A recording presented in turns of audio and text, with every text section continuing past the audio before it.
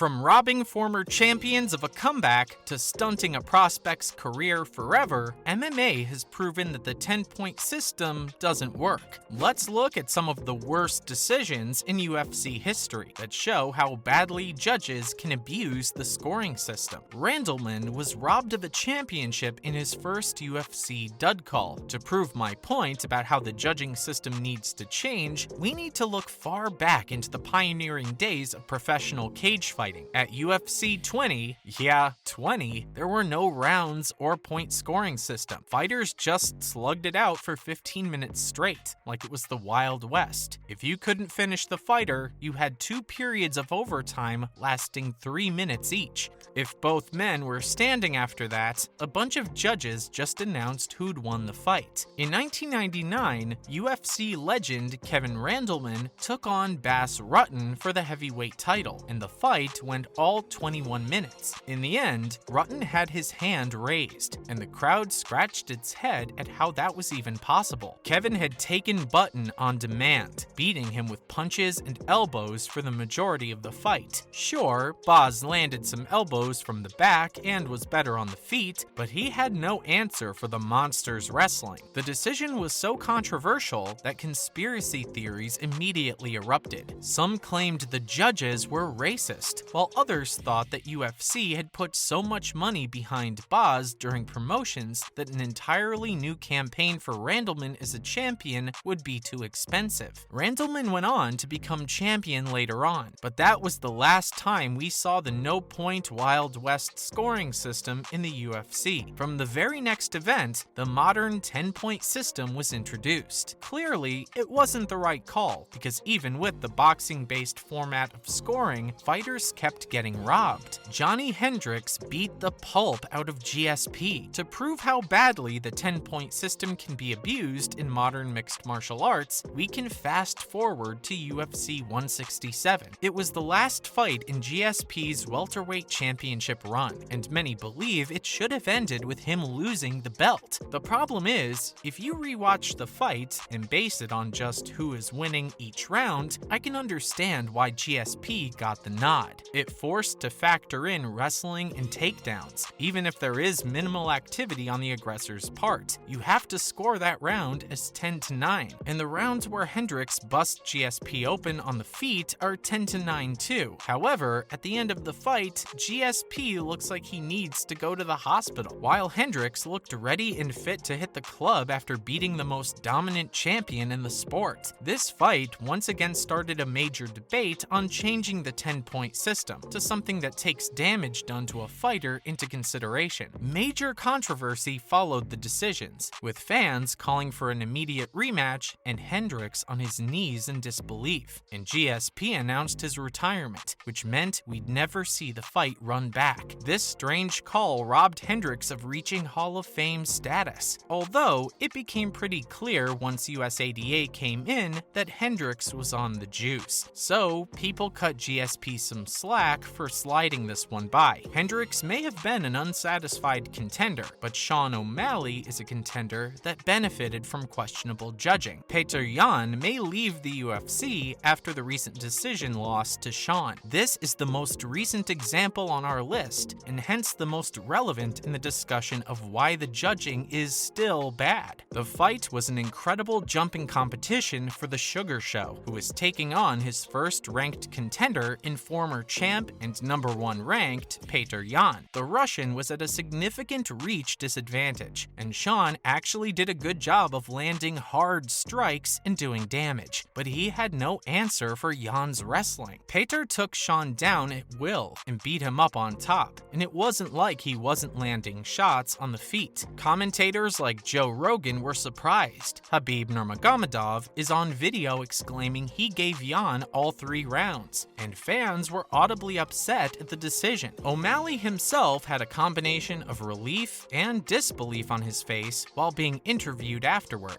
The combination of takedowns, ground and pound, top control time, and shots landed should have won Petr the fight, and he was only getting stronger as the fight went on. Had the bout been for 5 rounds and not 3, Yan could have probably finished Sean. Instead, Yan is considering moving to a different organization after being robbed of a resurgence and losing his belt via disqualification. There are other problems with having a one-dimensional judging system for MMA, including the question of the importance of leg kicks. Lyoto Machida managed to limp away with that belt at UFC 104. The Dragon took on Shogun Rua in a Clash of Legends in 2009, when he was an up-and-coming karate hotshot. None of the 16 fighters he'd faced had figured out how to deal with the constantly moving style and fallen to Machida's karate-influenced style. Shogun was the old dog in the division, and some people didn't like how easily Machida ones were writing him off, and they were right. Shogun proved how important experience is in the cage, because he decided to stop headhunting for Lyoto and just blasted him to the body and to the legs. As the fight went on, Machida lost some of his movement, and Shogun was able to establish himself with more dominance. Lyoto could barely walk as the final round ended, and Shogun's performance provided a blueprint for fighters of the future on how to approach karate fighters. Surprise, surprise, he didn't get the win. Machida got the nod from the judges with a 48-47 victory that pissed off the UFC brass so much that an immediate rematch was booked. Rua knocked Machida out in the first round in the rematch, and it really boosted his legacy as a two-time champion. But had he lost that rematch, he may not have been remembered as the great champion he was. We can go down a similar road for the GOAT of the light heavyweight division. Dominic Reyes was robbed of the single greatest achievement of his career. The last time Jon Jones stepped into the octagon, it was against rising contender Dominic Reyes back in 2020, and it's the closest fight Jon's ever had. Close is honestly an understatement, because most people straight up thought Reyes won the fight, including UFC president Dana White. Dom had managed to keep the fight completely standing for the first 3 rounds of the fight to get the better of the exchanges. Considering wrestling wasn't a factor in the first 3 rounds, Reyes gets the points for octagon control and had the advantage in strikes in all 3 rounds. Jon began chain wrestling in the final 2 rounds in a desperate attempt to steal the last 2 rounds, which he did, but unless he absolutely dominated Reyes, he shouldn't have been given the unanimous decision victory. It wasn't just the Jones fight. The judging had been inexplicably horrendous for the entire card, but we doubt that's much consolation. After Jon vacated, Reyes was unable to capture the belt again when he fought Jan Blachowicz and went on a losing streak afterward. For all we know, that experience may have derailed Reyes' focus and his motivation, which sidetracked his entire career. Until the UFC brass finally decides to make some kind of change to the scoring system or take some responsibility from the state athletics commissions, fighters will keep getting robbed, and the sport will lose its charm. See you in the next video.